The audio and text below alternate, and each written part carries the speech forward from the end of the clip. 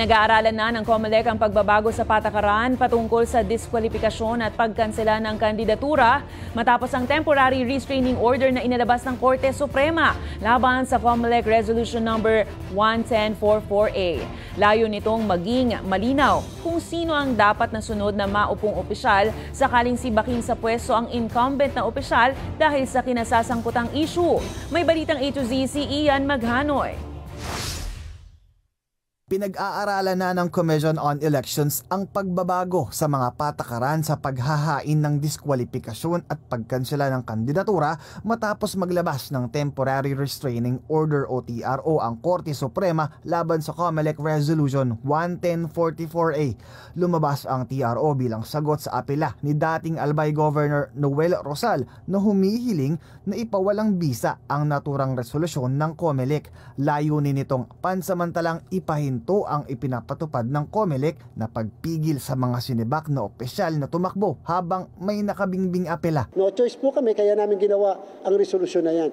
To a certain extent, siguro naman po ma-appreciate ng mga petitioners na naging pabor pa sa kanila yung pag-i-issue namin ng resolusyon. Ngayon po, nag-issue kami ng resolution applicable to all, dinala nila sa Korte Suprema, nakakuha po sila ng injunctive relief mula sa Korte Suprema. Tiniyak ng COMELEC na pantay ang pagpapatupad ng TRO ng Korte Suprema para sa lahat ng mga sinibak na opisyal. Kasama na rito si dating Mayor Alice Go ng Bamban Tarlac na papayagang munang kumandidato habang nakaapela.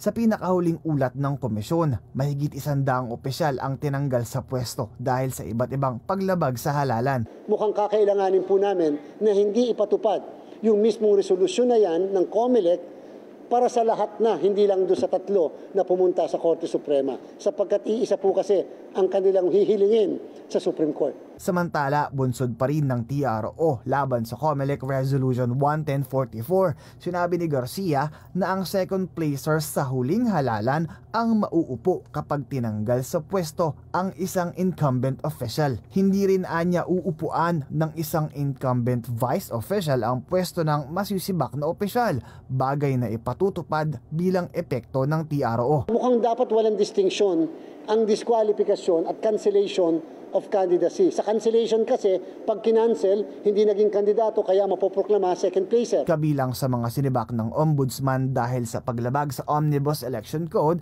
ay sina former Albay Governor Noel Rosal, Legazpi City Mayor Carmen Geraldine Rosal, Mandaue City Mayor Jonas Cortez at Cebu City Mayor Michael Rama.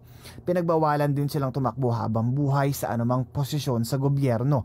Inaakusahan si Rosal ng illegal appointments at paglipat ng mga empleyado pagkatapos ng May 2022 elections. Para sa Balitang A to Z, Ian Maghanoy.